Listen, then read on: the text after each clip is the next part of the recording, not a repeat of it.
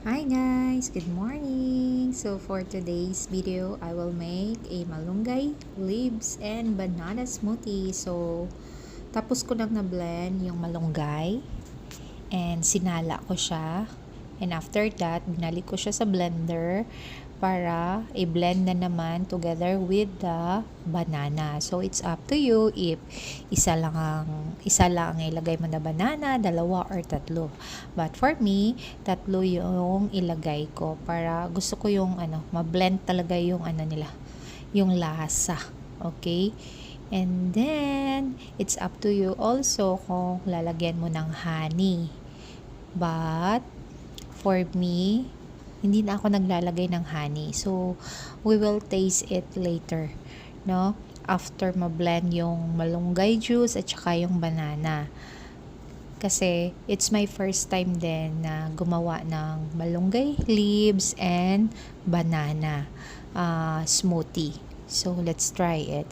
And alam naman natin na ang malunggay is grabe yung benefits niya, no? Very healthy and nutritious. So, it's good talaga na babalik tayo sa basic. Kasi naman,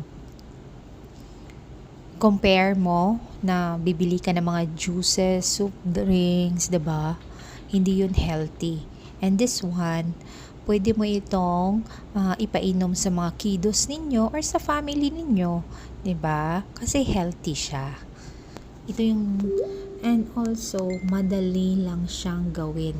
Imagine yung malunggay is nasa tabi-tabi lang, 'di ba? Hihingi lang tayo sa kapitbahay natin. And then